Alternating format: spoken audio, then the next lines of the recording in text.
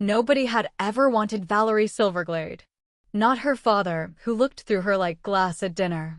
Not the servants, who had stopped learning her name by her 10th birthday. Not the court, who called her the spare when they were being kind, and worse things when they weren't. So when Beth leaned close at the mating ball, close enough that her perfume stung, and whispered, "Nobody wants you," with that small, satisfied smile, Valerie didn't flinch. She had been hearing it her whole life. She just didn't know that across the ballroom, half hidden in shadow, the Alpha King had already turned away 11 noble daughters that evening, and hadn't looked away from her once. Thank you for sticking around with me, my wonderful story family.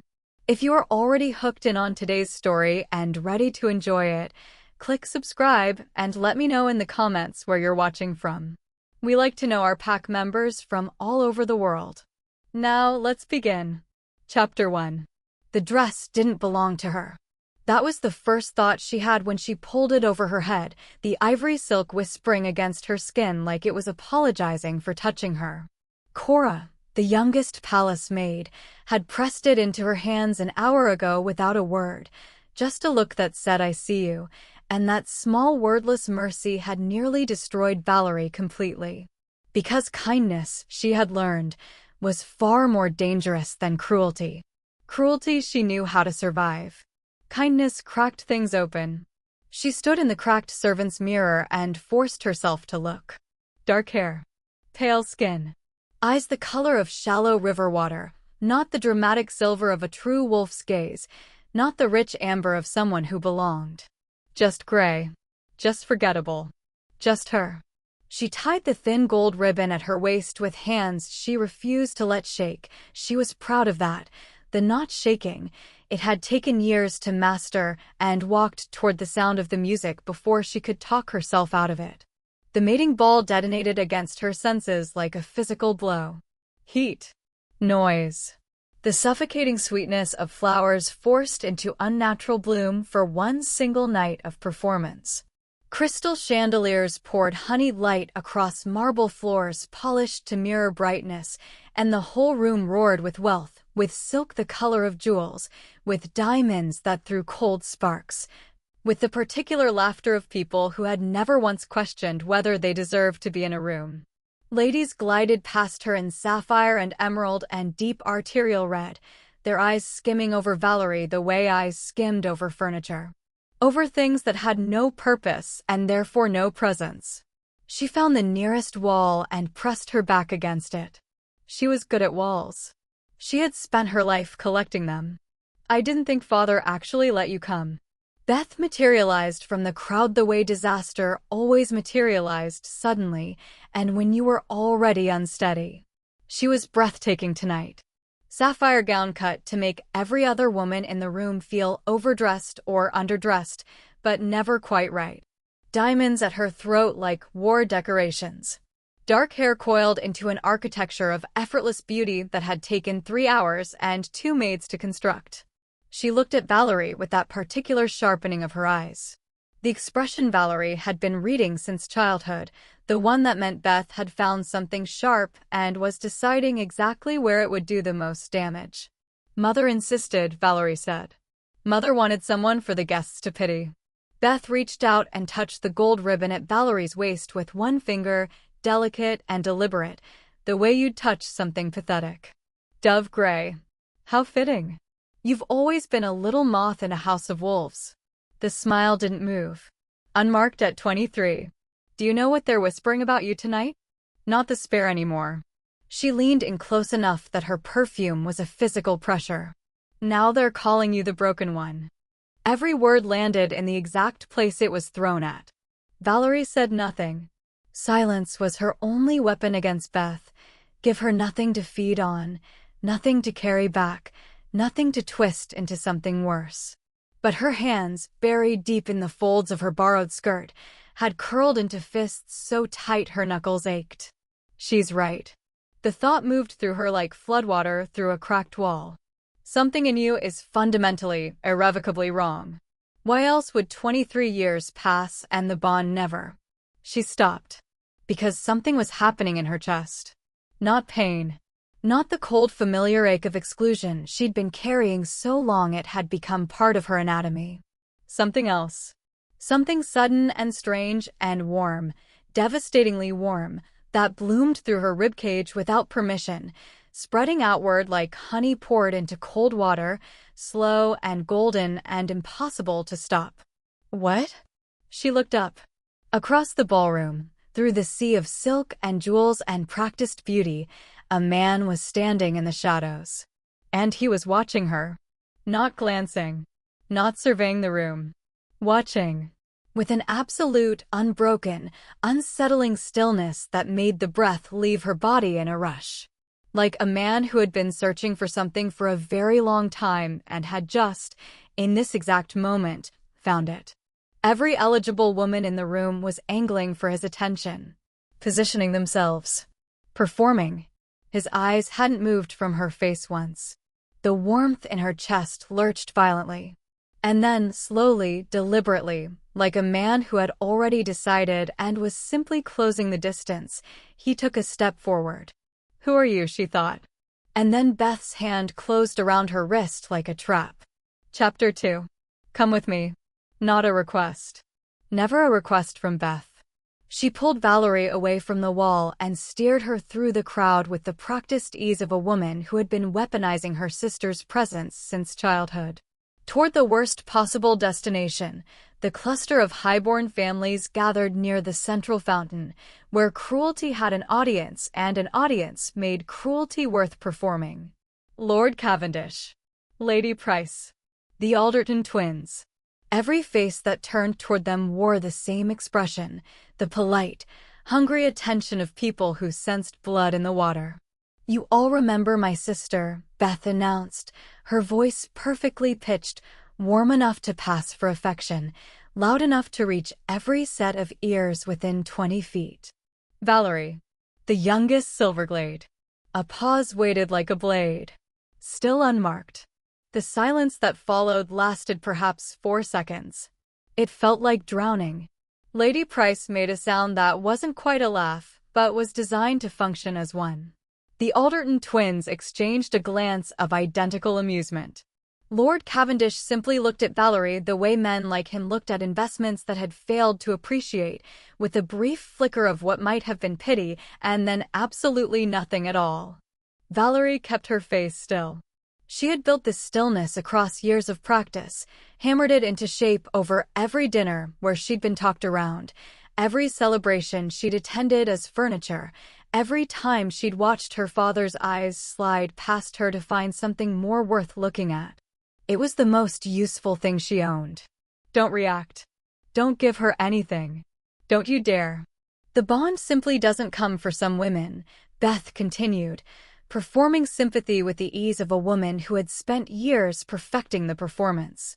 Fathers healers believe there may be a fundamental deficiency.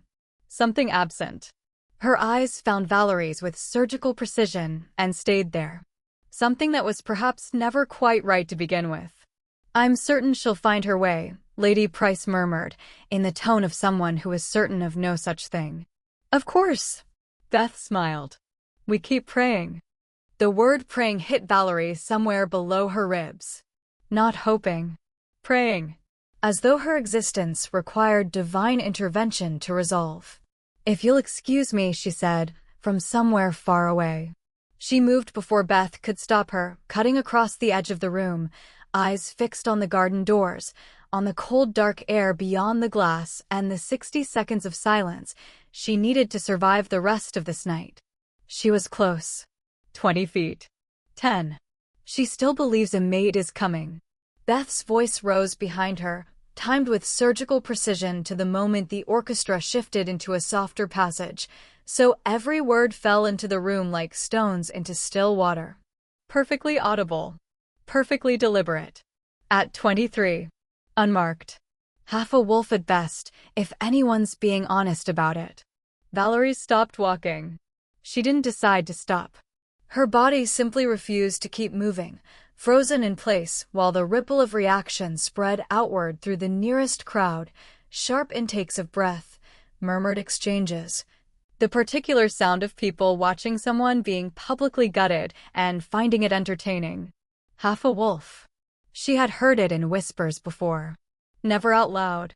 Never in a ballroom full of witnesses, delivered in Beth's perfect carrying voice, irrevocable and precise as a sentence handed down. The warmth in her chest, that inexplicable, unsettling warmth she'd been trying to dismiss all night, surged back suddenly. Stronger than before. Almost furious. And then a voice came from directly behind her. Low. Quiet. Carrying a weight that didn't need volume to land. I wouldn't finish that sentence. The music stopped. Not faded, stopped. Like a hand laid flat on a string. And the murmuring stopped with it. Valerie turned slowly. The man from the shadows was standing 3 feet away. No longer in shadow here, in the light, utterly still, his dark eyes fixed on her face with an intensity that made her forget, briefly, how to exist. Behind him, Beth had gone the color of old bone. Her mouth was open. Nothing was coming out. Valerie looked between them and felt the ground shift beneath her in a way that had nothing to do with the marble floor. Who are you? She thought again, and this time the question had teeth. Chapter 3. She should have kept walking. That single thought would haunt her for months, how everything that followed could have been avoided if she had just kept her eyes down and her feet moving and made it through those garden doors. She would have stayed invisible. She would have stayed safe. But she had turned around. And now the room was on its knees, and she still didn't understand why. He was tall, dark-haired, dressed in black so absolute it seemed to consume the chandelier light rather than reflect it, no jewels, no gold thread, no performance of rank or wealth. Just presence. The kind of presence that didn't need to announce itself because it had long since stopped needing anyone's permission to exist. The kind that rearranged the air in a room simply by moving through it.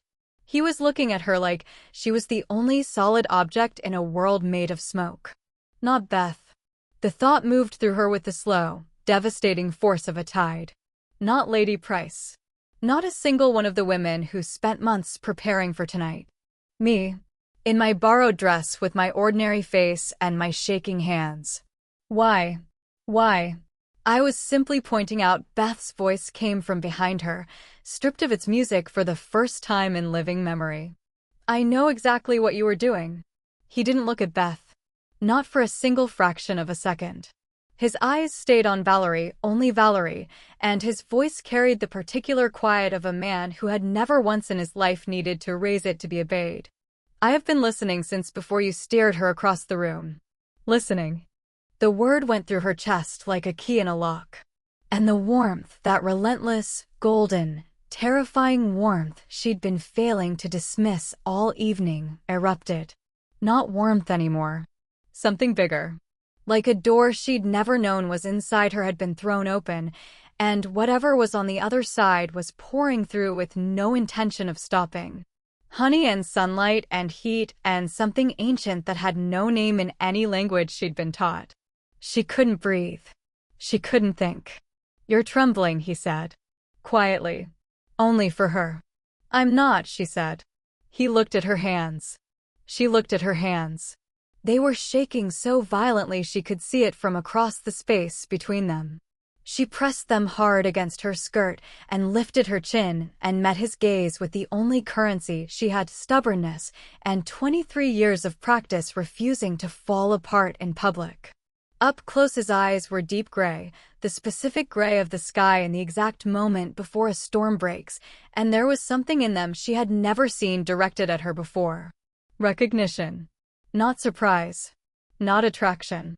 Not the calculated assessment of a man weighing a woman's worth. Recognition. The look of someone arriving somewhere they have been trying to reach for a very long time and finding it exactly as they knew it would be. It terrified her more than anything else in this room. I don't know you, she said. Her voice was almost steady. No. The corner of his mouth moved. But you feel it. The warmth detonated again, harder, and a sound escaped her she couldn't contain, small and involuntary and humiliating, and she stepped back on pure panicked instinct.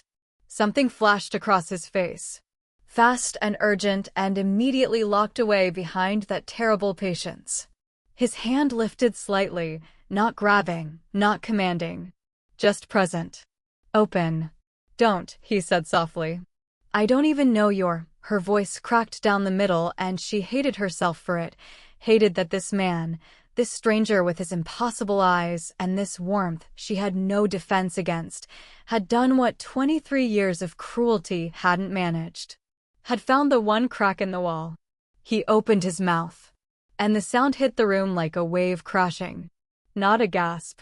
Something more primordial, a collective release of held breath, a mass reaction moving through the crowd in one fluid motion.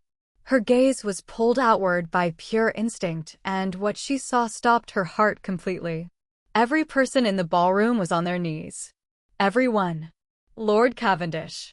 Lady Price. The Alderton twins. Every jeweled, titled, powerful person who had spent the evening looking through her like glass. The guards at the doors. The orchestra. Beth was on her knees on the marble floor, her sapphire gown pulled around her, her face the color of ash, her composure, that careful, devastating composure she had spent a lifetime perfecting, in complete ruins. Valerie turned back to the man in black. His eyes hadn't moved from her face. Not once. Not even now, with an entire room prostrated around them. And she finally asked the question she should have asked the moment he stepped out of the shadows. Her mouth formed the words before her voice could catch up. Who are you? Chapter 4. He didn't answer immediately. That pause, that infuriating, devastating, deliberate pause, would stay with her longer than almost anything else. The way he let the question exist between them like something alive, taking up space, while an entire room held its breath on its knees, and he simply looked at her as though the answer was already written somewhere on her face, and he was giving her the chance to read it herself. You already know, he said quietly. I don't, her voice broke on it. Completely. I don't know anything. I don't know why there. She gestured at the kneeling room with a hand that wasn't steady, at Beth's destroyed composure, at Lady Isadora Crest, the most celebrated woman at tonight's ball, the one every betting table in the city had favored for a king's attention, pressed into a curtsy so deep it looked like prostration. I don't understand what is happening. Yes, you do. He took one step toward her, and the warmth in her chest lunged toward him like a living thing, and she gasped at the violence of it. You felt it since the moment you walked through those doors. The pull, the heat, the recognition. His voice was low and certain and relentless. That isn't confusion, Valerie. That's your soul understanding something your mind hasn't caught up to yet. Her name in his mouth. Her name in his mouth like he had been saying it for years. I never told you my name, she whispered. Something moved through his expression. Not surprise. Something older. No, he said. You didn't. The implication detonated through her, and she stepped back, one step, two, and felt the warmth stretch between them like something physical being pulled taut, like it hurt to put distance between them. From her left, movement. Lady Isadora Crest rose carefully from her curtsy and repositioned herself with the practiced precision of a woman who had never once learned what it felt like to be overlooked. She was devastating. Dark eyes, flawless features, a crimson gown that announced her family's power from across the room. She turned her smile toward him like a weapon fully drawn. He didn't look at her. Not for a fraction of a second. Not for the basic courtesy of acknowledgement. His eyes stayed locked on Valerie, only Valerie, with such complete, undivided, consuming focus that Lady Isadora's smile failed in real time. Dissolved. Her composure cracked visibly at the edges before she caught it, smoothed it back into nothing, and stepped quietly, disbelievingly, away. The murmur that moved through the crowd was razor-edged. Valerie felt it land on her skin like sparks. She could feel the shape of it. Why her? Why the broken one? Why the nothing in the borrowed dress, when every woman worth having is in this room? And underneath the question, the specific particular cruelty of people watching the world fail to make sense and resenting the thing responsible. They're staring, she said. Her voice had gone to something barely above a whisper. Let them. You don't understand. The warmth was making her thoughts come apart at the seams. I am nobody. I don't shift. I have no bloodline worth naming, no power, no title. I am the thing people point to when they need an example of what failure looks like, and if you keep looking at me like that in front of all of them, her voice cracked wide open, raw and terrible and completely beyond her control. They will make me pay for it the moment you walk away. Every year of it was in those words. Every wall and every silence and every birthday that passed unmarked. She hated herself for letting him hear it. His jaw tightened, and she saw something move through his eyes that no one had ever put there before. Fury, dark and focused, on her behalf. I am not walking away. You don't. Valerie. Her name again, deliberate as a hand pressed to a wound. Look at me. She looked. And what she saw in his face, that ancient, immovable, devastatingly certain expression, reached inside her chest and took hold of something she had spent 23 years burying. Something that had survived every cruelty and every silence and every year of being looked through and was still, impossibly, alive. I have been looking for you, he said, for a very long time. The warmth exploded through her so completely that the world blurred, not from grief, not from the years of it, but from something she had no defenses prepared for. Being found. And then her father's hand seized her arm like a manacle. Enough. Lord Silverglade stepped between them, his body rigid, his grip brutal enough to bruise through the silk, his eyes, when they finally rose to Xaden's face, going through 3 distinct shades of white in quick succession. He was afraid. Valerie had never seen her father afraid of anything. Forgive my daughter. The words came out carefully. Deferential. Stripped of all the authority she had spent her entire life watching him wield. She doesn't understand her place. The silence that followed was absolute. Xaden's eyes, locked on hers over her father's shoulder, had shifted into something she had never seen on a human face before. Something cold and focused and entirely without mercy. Then he said quietly, "Allow me to clarify it for her." Chapter 5. She belongs exactly where she is standing. Xaden's voice didn't rise. It didn't need to. It landed in the ballroom like something dropped from a great height, the sound of impact, not the impact itself, and somehow worse. Her father's hand fell from her arm. Not released. Dropped. Like a man who had just understood the dimensions of his mistake and was recalculating everything. She watched him shrink. Not visibly, Lord Silverglade was too practiced for visible collapse. But she had spent 23 years reading the architecture of his body when it recalculated danger, and she knew what it looked like when he decided the ground he was standing on was no longer safe. His shoulders dropped a fraction. His chin lifted in that particular way that meant he was performing composure because the real thing had vacated the premises. He was terrified. "Walk with me," Xaden said. To her. Only her. As though the kneeling room and her ashen father, and the whole watching court, did not exist. She looked at her father's face. Then at Beth, still pale, still kneeling, something working behind her eyes that Valerie had never seen there before and didn't have a name for. Then at the room, all those faces, all that weight, all that history of being looked through pressing against her from every direction. "If I stay in this room one more second, I will come apart on this floor." She took his hand. The warmth that detonated through the contact was unlike anything that had come before it. Not the low, insistent pull from the shadows, not the surge when he'd stepped close. This was total. This was the difference between hearing about fire and being inside it. Her vision blurred at the edges. A sound escaped her. His grip tightened immediately, not possessive, not controlling, but steadying, the grip of someone who had been braced for exactly this and was simply refusing to let her fall. The crowd parted. And she kept her eyes forward and didn't look at any of them. Garden doors. Cold air.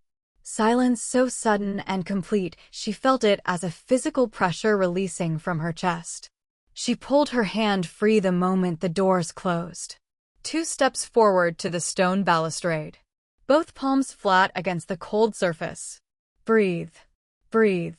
The night air was sharp and clean and smelled of roses and distant rain, and the moonlight turned the garden to silver and shadow, and behind her she could feel his presence the way she could feel heat from an open flame, directional, undeniable. Impossible to pretend wasn't there. Tell me your name. She didn't turn around. Her voice came out stripped to its bones, no performance, no careful flatness, just the raw demand underneath everything. Your real name. Right now. No more pauses. A silence. Xaden Whitmore. The name went into her body before it went into her mind. 2 words. Just 2 words. And for one disoriented moment she felt nothing, just a strange ringing blankness, like the second after a bell is struck before the sound begins. And then the recognition broke over her like a wave, and she gripped the balustrade hard enough to hurt because her knees had decided they were no longer structural. She knew that name. Everyone in every territory knew that name. She had heard it her whole life, spoken in the register, people reserved for things beyond ordinary reckoning, ancient forces, old gods, and Xaden Whitmore, Alpha King of the Obsidian Realm. 9 territories. 12 bloodlines that had surrendered without a war. The wolf so powerful that Pax bent the knee at the sight of his crest alone. The king who had united a fractured world through sheer force of will and the particular terror of someone who had never once lost. She ran. Not gracefully. Not thoughtfully. Blind, turning from the balustrade on pure animal instinct and taking 3 full running strides toward the far path before his hand closed around her wrist. Gently. Unbreakably. Valerie. Let go of me. Her voice was unrecognizable, shaking so violently the words barely held their shape. She pulled against his grip with both hands, and he didn't tighten it, just held, absolutely steady, the way you hold something that has forgotten it isn't in freefall. Let go. You have the wrong person. You must have the wrong person. There are 100 women in that ballroom who were built for a king, bloodlines, power, wolf-born to their bones, and you are standing in a garden holding the wrist of a halfling who has never once shifted, who is nothing, who is nothing. And if this is some kind of... Stop. Don't tell me to. Valerie. He moved in front of her, not fast, not aggressively, just there suddenly, between her and the path, and she froze because his face had changed. That ancient, patient, carefully maintained composure had cracked open. Not collapsed. Just cracked. Like light coming through stone. And what was showing through the crack was not a king. Not authority. Not power. Desperation. Raw, undisguised, shaking desperation. I know you can't shift, he said, and his voice was rough in a way it hadn't been inside, stripped of its careful weight. I have known since before I walked through those doors tonight. I know what your family has made you believe about yourself. I know every word your sister said to you this evening, and every word she has said to you across every year before it. He paused. His grip on her wrist was trembling. He was trembling.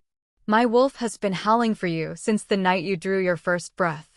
I have crossed 9 territories and attended balls I despised and walked into rooms full of women I would never want, and you are standing in a moonlit garden trying to run away from me. She stared at him. At his shaking hand. At the crack in the composure of the most powerful wolf alive. Something inside her chest made a sound like a wall coming down.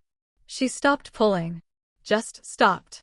Stood there in the moonlight with the roses dark around them and the distant murmur of the ballroom behind the closed doors and his trembling grip on her wrist and something ancient and golden blazing between them like a fire that had been burning for 23 years and had only just been given air. I don't understand why, she whispered. I don't understand why it's me. The slow, deliberate sound of clapping came from the shadows. 1 pair of hands.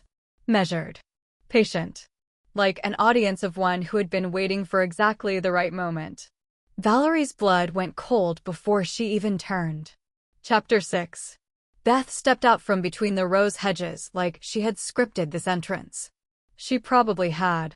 She moved with the unhurried deliberateness of a woman who had been standing in the dark long enough to collect everything she needed, every word, every revelation. Every vulnerability on full display in a moonlit garden she had followed them into and waited in like a surgeon waiting to operate. Her gown was unrumpled. Her diamonds caught the moonlight. Her composure was back in place with the precision of someone who had been practicing their expression on the walkover. "How extraordinary," she said softly. Xaden went absolutely still. Not the stillness of surprise. The stillness of a predator that has just registered a threat and is deciding what to do about it.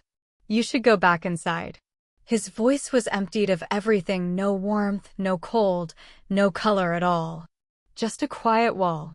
"I'll only be a moment." Beth drifted closer, her eyes moving briefly to Xaden and then back to Valerie with the satisfaction of a woman who has arrived at exactly the moment she intended. "I simply thought the Alpha King deserved the complete picture before making a decision that cannot be undone." She tilted her head. "As a courtesy." "Beth." Valerie's voice came out from somewhere very low. "Don't." Beth smiled. The one that had never meant anything kind. "She can't shift." She addressed Xaden directly now, with the measured cadence of a verdict being read. "You know this already. What you may not know is why." A pause, perfectly timed, perfectly cruel. Her mother wasn't a wolf. Her real mother. The woman who actually gave birth to her was a servant, human, no bloodline, no pack connection, whom our father paid to disappear after the inconvenience of Valerie's existence became apparent. She folded her hands in front of her like a woman presenting evidence to a court. "Valerie is a halfling. Diluted blood. The wolf in her is too weak to surface and always will be. Whatever you think you feel," her voice dropped to something almost compassionate, which was its most lethal register. "A true soul bond cannot anchor itself to something this fundamentally incomplete." The garden was silent. Valerie stood inside that silence and felt the words doing what Beth had always known how to make words do, finding the old places, the soft unmended places, the places that had never fully closed. She had known the truth about her mother for years, had assembled it from fragments across a decade, an overheard argument, a locked drawer she'd learned to pick, the specific quality of her father's silence when her birthday passed. She had never said it aloud, had barely let herself think it directly. And now Beth had taken it out and held it up under the moonlight for a king to examine, turning it in her hands like a specimen. Like proof. Valerie waited for the warmth in her chest to go out. It didn't. She waited for Xaden to step back. Recalculate. Do what every person in her life had done when confronted with the full inconvenient truth of her, reassess, withdraw, find a gentle way to exit. He laughed. Low. Genuine. The sound of a man who has just been shown something that was supposed to be devastating and has found it entirely, categorically irrelevant. Beth blinked. The first unguarded reaction Valerie had seen on her face in years. Is that it? He said. My lord, she cannot. I heard you. He said it with the patience of someone setting down a weapon someone else has thrown at them. Human blood. That is your great weapon. He looked at Beth with eyes that held no anger, which was somehow, Valerie thought, worse than anger would have been. Eyes that held simple, complete, permanent dismissal. You walked out here in the dark and waited and planned this moment, and that is what you brought. Beth's composure showed its first fracture. The bond cannot hold to. The soul bond, Xaden said, turning away from Beth entirely and looking only at Valerie, does not audit bloodlines. It does not weigh percentages. It does not care what she can or cannot shift into. He stepped toward her and the warmth rushed through the space between them, enormous and irrefutable. It recognized her. Not her wolf. Her. Whatever she is, half human, fully human, something no category has words for yet, she is the one my wolf has been calling for across 23 years. Something moved across his expression, open and fierce and devastating in its certainty. And your family spent every one of those years trying to convince her that what is extraordinary about her was evidence of her failure. Beth's mouth was open. Nothing came out. For the first time in Valerie's living memory, her sister had simply nothing. No ammunition. No angle. No next move already prepared and waiting. Nothing. The warmth in Valerie's chest became something so large she had no container for it, not relief, not vindication, not anything with a clean name. Just the overwhelming, disorienting, shattering sensation of being defended. Being seen. Being chosen with full knowledge of everything and still chosen. Her eyes filled. And then the garden doors burst open hard enough to crack against the stone wall. Her father stood in the frame. 2 senior pack elders flanked him like weapons he intended to deploy. And beside him, tall, sharp-featured, crimson robes unmistakable in the torchlight, stood the High Council's chief arbiter.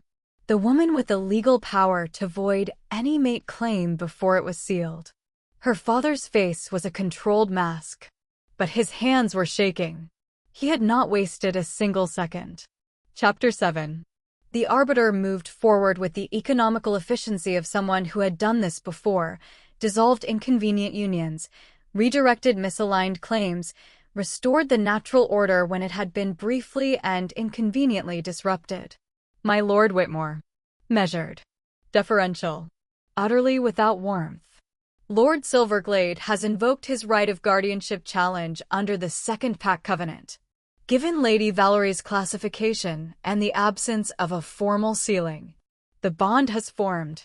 Xaden said it the way he said everything, quietly, without performance, with the particular absolute certainty of someone stating a physical fact about the world. 3 words. They fell into the garden and the arbiter stopped mid-breath. My lord, without the formal. The bond has formed. He turned to look at the arbiter with eyes that had gone very still, the stillness of something vast and patient that has been pushed slightly past its tolerance. My wolf recognized her the moment she entered this estate. What you are describing, the formalities, the covenants, the mechanisms Lord Silverglade believes he can activate, those exist to manage situations where a bond is in question. It is not in question. A pause. Unless your council has developed jurisdiction over ancient magic since I last checked. The arbiter's mouth thinned into a line. Lord Silverglade stepped forward, and Valerie recognized with a distant cold clarity that her father was playing the only card he had left. She is my daughter and ward. Under pack law. Your daughter. Xaden turned toward him, and the shift in his presence was almost subtle, a slight settling, a weight redistribution, something in the quality of his stillness changing from patient to absolute, and Lord Silverglade stopped speaking mid-sentence. Not from politeness. From something more fundamental. You would like to stand in this garden and speak to me about your rights as her father. The words came with no anger, and that made them far more terrible. You, who quartered her in the servants' wing of your own estate. You, whose grip on her arm tonight left marks I could see from across a ballroom. You, whose silence across 23 years told her consistently and comprehensively that she was worth nothing. He looked at Lord Silverglade with eyes that had passed entirely beyond anger into something colder. You are going to invoke fatherhood. The pack elders had gone very still. The arbiter had taken a small step back. Lord Silverglade's face had reached a shade of white Valerie had never seen on a living person. Xaden's hand found hers in the dark, not grabbing, not claiming, just there, warm and solid and unwavering, and the contact moved through her like the first full breath she had taken all night. I am claiming Valerie Silverglade, he said, and his voice carried the particular clean weight of finality, of a thing being stated rather than argued, as my fated mate, my bond, and my future queen. Formally. Publicly. Irrevocably.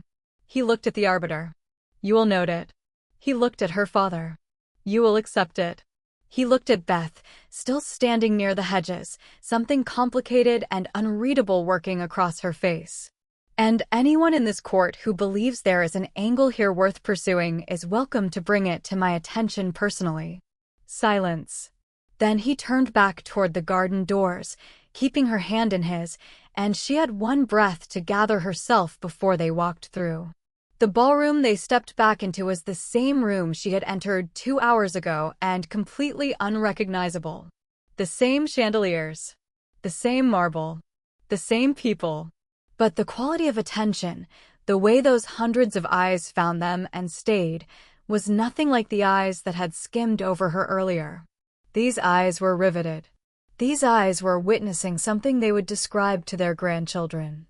She walked with her spine straight and her chin level and her hand in his. She did not make herself small. The Alpha King's mate. The whisper moved through the room like wind through grass. The Silverglade girl. His queen. Her stepmother had already recalibrated into gracious acceptance with the efficiency of a woman who understood that survival required adaptability.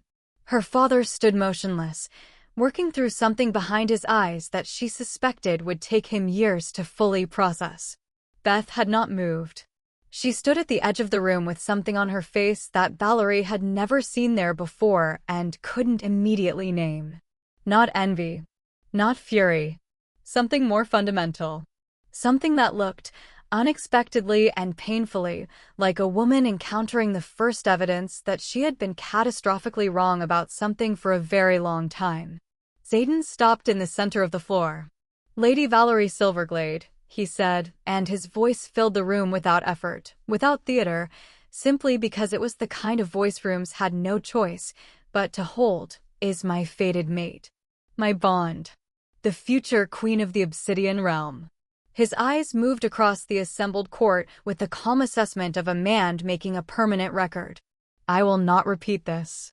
One by one they bowed. And then he turned to her, only her, and the expression on his face in that private moment, before she could look away, was everything. Open and certain and achingly, devastatingly gentle. "Ready?" he asked softly. She thought about the borrowed dress. About the cracked mirror. About the moth and the walls and the ghost at the feast. She thought about his voice saying "you feel it," and his grip not loosening when she tried to run, and the way his hands had shaken in the garden. "Yes," she said. He kissed her. Not gently, not the chaste, decorous kiss of a formal claiming. A real kiss, fierce and complete and full of everything that had been building since he stepped out of the shadows and looked at her like she was the only real thing in the room. She gasped against his mouth and he pulled her closer, and somewhere distant she heard the crowd and she didn't care. Not even slightly.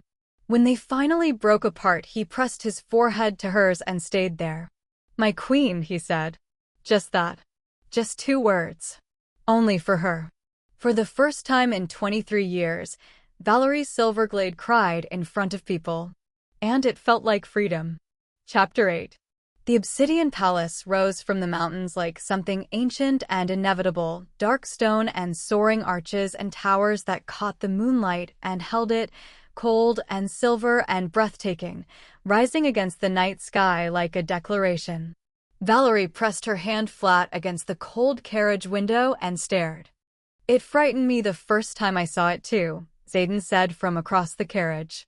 Watching her, as he had been watching her since they left, with that same complete, unhurried attention that she was slowly learning to receive without flinching. "I'm not frightened," she said. "You're holding your breath." She exhaled. He was right. "I don't know how to be a queen," she said. The admission came out without warning, raw and unguarded in the dark of the carriage. "I don't know how to be. I've spent my whole life making myself invisible, and I don't know how to. You don't need to know tonight." He reached across the space between them and took her hand, and the warmth moved through her at the contact, quieter now, more settled, less like a storm and more like a fire that had finally found its fireplace and was simply burning. "Tonight the only thing you need to know is that you are safe. That's enough." She looked at him. Really looked, the way the ballroom's gauntlet hadn't allowed her to, without judgment pressing on her from every direction, without Beth's voice in her ear, without the weight of every watching eye. In the dark of the carriage, he was different. The gravity was still there but resting, the way a blade rests in its scabbard, present, real, not hidden, but not drawn.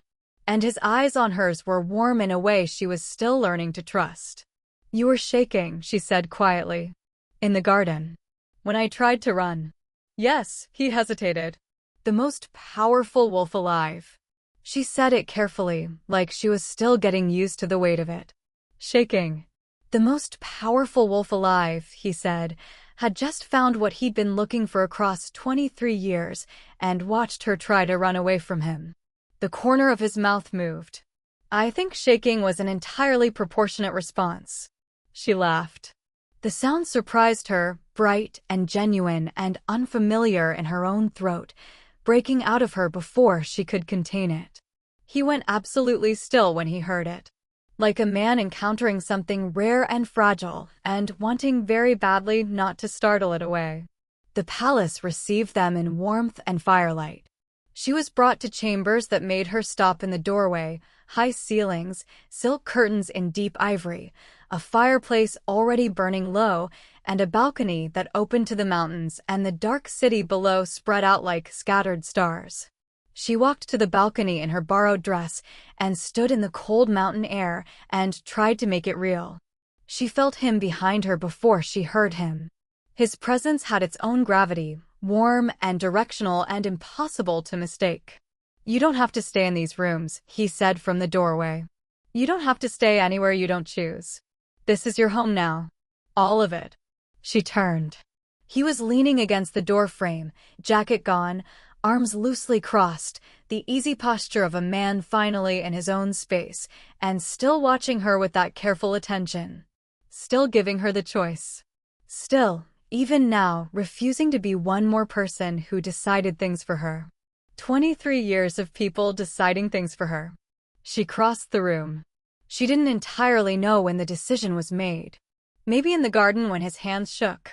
Maybe in the ballroom when he didn't hesitate at the word halfling. Maybe in the carriage when he made her laugh and looked at her like the sound was something he wanted to carry with him. But it was made deep and quiet and completely certain, and she felt it the same way she felt the bond. In the bones. Below thought. She stopped in front of him.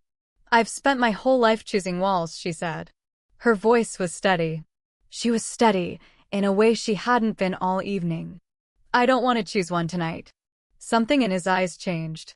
That last careful layer of patience, the restraint he had maintained across this entire extraordinary night, released. He reached for her face the same way he had offered his hand in the ballroom. Slowly, deliberately, giving her every possible moment to change her mind. His thumb traced the line of her cheekbone, and she felt it in her whole body, that single point of contact radiating outward like heat from a struck match. "Valerie," he said. Just her name. Just the way he said it, like it had always mattered. She reached up and closed her hand around his collar and pulled him down to her. The kiss began gentle, tentative, learning, the first careful translation of everything that had passed between them across one impossible evening. And then she made a small sound against his mouth, something helpless and honest, and the gentleness dissolved. His hands found her waist. Her hair. He kissed her like she was the answer to a question he had been asking for 23 years, like he was making up for every ball he'd attended without finding her, like he intended to leave no possible ambiguity about what she was to him. She kissed him back with everything she had, all the years of walls and silence and making herself small, and the warmth that had been building since the moment he stepped out of the shadows, and the terrifying new knowledge that she was allowed to want things. That wanting things was not something that would be used against her. The bond blazed between them, gold and electric and real, more real than anything she had ever felt, weaving them together in a way that went deeper than anything physical. Outside the palace windows the stars burned on, patient and ancient and unaware that too searching, finally found things had just stopped being separate. She woke to gray morning light and the steady rhythm of a heartbeat beneath her ear.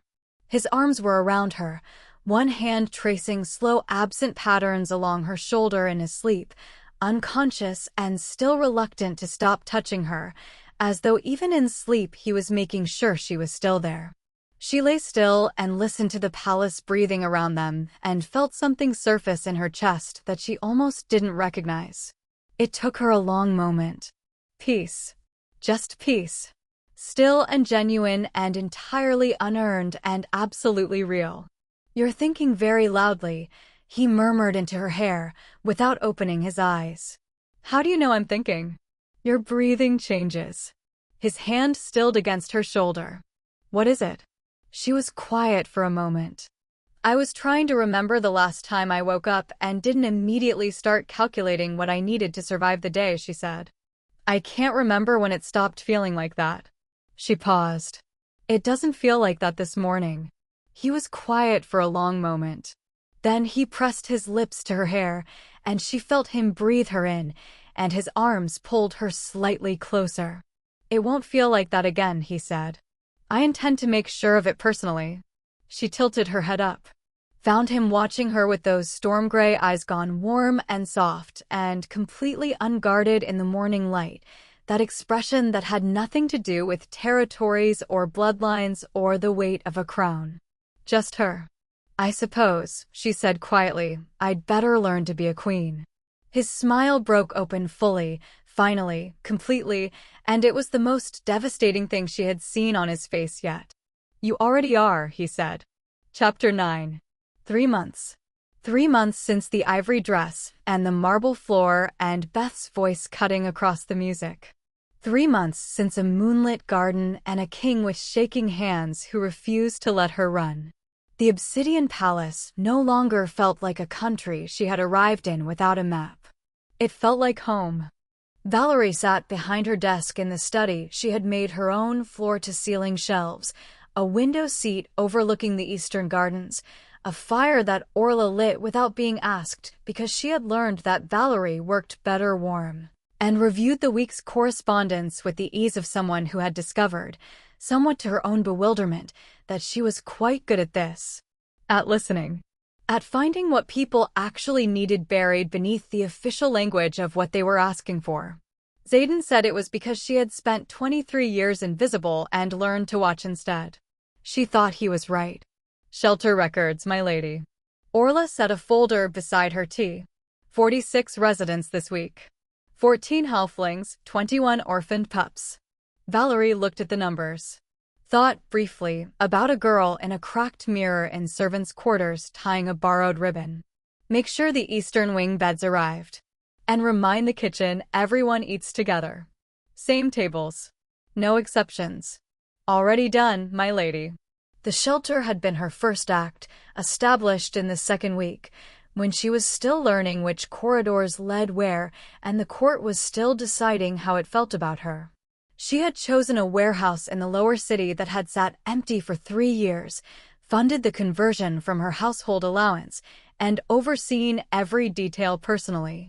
Beds, kitchens, a courtyard with space to run for the pups. A library for anyone who wanted it. For children like the one she had been. The forgotten ones. The ones who hadn't fit the categories. Xaden had appeared in the doorway of the warehouse one afternoon while she was on her knees with a screwdriver, assembling bed frames. He had looked at her for a long moment without saying anything. Then he had taken off his jacket, folded it over a sawhouse, and knelt down beside her. He had said nothing. Just helped. She had cried that night. Not in front of him, in private, with the specific disoriented grief of someone who understood for the first time exactly how much they had been denied and allowed themselves to feel the full dimensions of the absence. He had found her anyway. Through the bond. Had sat beside her on the floor of their chambers and held her without asking any questions until the weight of 23 years finished moving through her. She thought about that night often. About what it meant to be loved by someone who showed up with no agenda. Who asked nothing. Who simply stayed. She was reviewing the final draft of the Halfling Education Charter, 3 weeks of work, 3 weeks of realizing how completely children like her had been erased from every official document. When the door opened and Zayden appeared with 2 cups of tea and the particular expression he wore when he was trying to seem like he had simply been passing by. He was never simply passing by. "You've been in here since before dawn," he said, setting a cup beside her. "You were in the Eastern Council chamber before I woke up. The Northern Trade Delegation is spectacularly tedious." He settled on the edge of her desk with the easy familiarity of a man entirely at home wherever she was. "How close?" "A week." She looked up at him. "Did you know there isn't a single provision in the existing educational charter for children of mixed heritage? Not one. They simply don't appear. As if the problem of their existence was too inconvenient to address, so it was decided to just not mention them." "Invisible," he said. "Yes." She held his gaze. "We're going to fix that." Not a question. The "we" had become something she said without thinking now. It still occasionally startled her, the ease of it, the naturalness of belonging to a "we." "Yes," he agreed. "We are." She was reaching for her tea when Orla returned. Something in her steward's composure, barely perceptible, professional to the last degree, but there, made Valerie put the cup down. "A letter has arrived, my lady." A pause. "From the Silverglade estate." Another pause. Smaller. "From Miss Beth." The study went quiet. She felt Zayden still beside her, that particular protective stillness, and felt through the bond the effort he was making to hold himself back. To let her lead. To not simply take the letter and remove it from the situation. She held out her hand. Chapter 10. Burgundy Wax.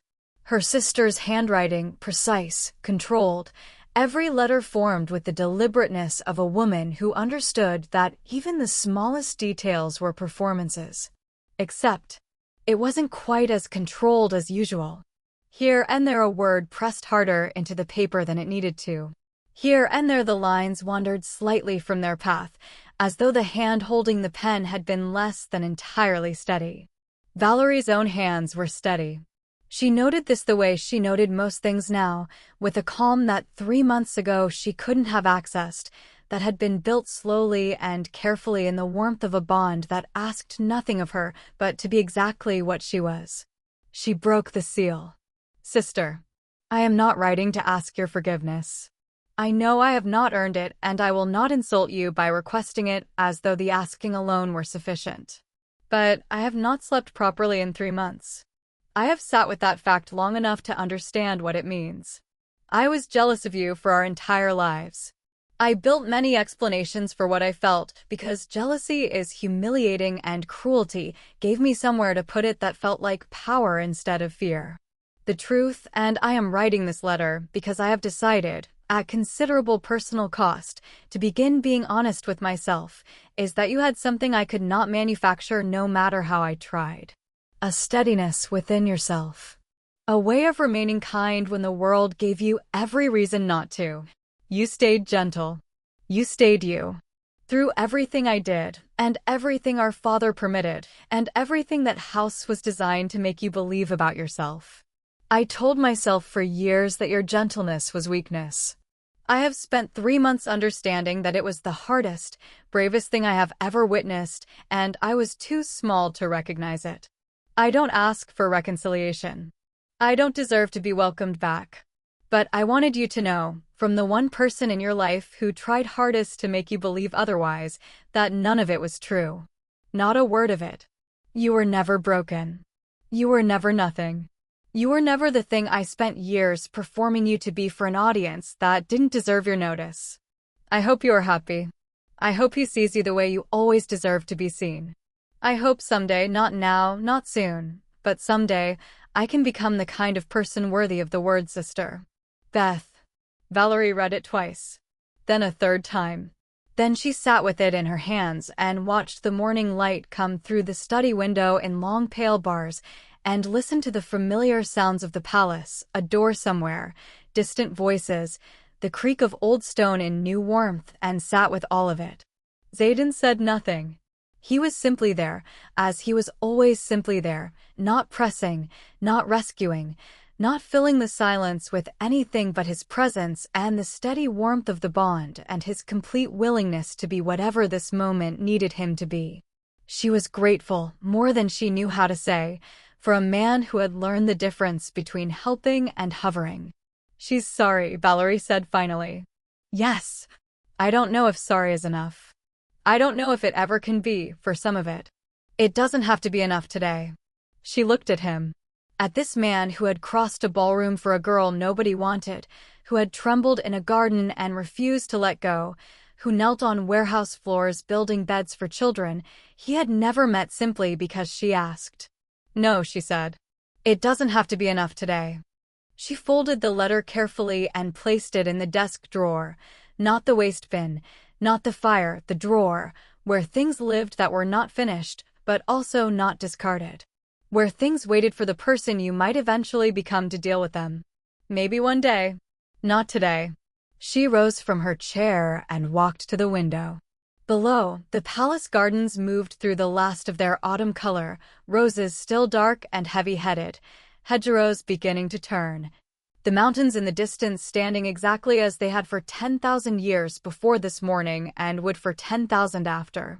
The city spread beyond the palace walls in its beautiful complicated noise, alive with people going about their lives, all of it hers now in the way that love made things yours, not through ownership, but through belonging.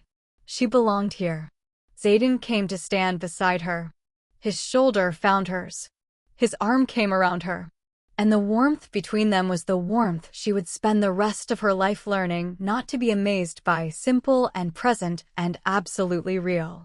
"What would you like to do today?" he asked. "I want to check on the shelter.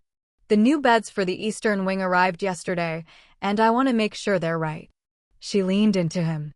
"And then I want dinner somewhere quiet. No court, no advisors, no ambassadors from anywhere." She tilted her head up. "Just us." "Done." His arm tightened around her. "And after dinner?" She smiled. "The full one. The one that had taken 3 months to learn to stop containing, that started in her chest and reached her eyes and had no performance in it whatsoever." "After dinner," she said, "I'd like to just be happy for a while." He pressed his lips to the top of her head and held them there, and she felt him exhale slowly against her hair. "You can be happy for considerably longer than a while," he said. "That is a promise. And I do not make promises I don't intend to keep." She laughed, that bright surprise sound that she still sometimes forgot she was allowed to make, and it moved through the room like the first warmth after a long winter. Outside, the mountains were unchanged. The city moved. The world continued its indifferent turning. But here, in this room, in the warmth of a bond that had survived 23 years of being unnamed and a night of almost being destroyed, Valerie Silverglade understood something so simple it almost broke her with the cleanness of it. She was not the ghost at the feast. She was not the moth. She was not the broken one, the forgotten one, the nothing in the borrowed dress. She was loved. She was known. She was home. And not one person in any territory, not Beth, not her father, not every court that had ever looked through her, could reach her here. Not anymore. Not ever again. Thank you for joining us on this story. Where are you watching from tonight? Drop it in the comments. I read every single one. And if this story found you at the right moment, please like, subscribe, and share. There are more stories coming, and I promise you, they only get better from here.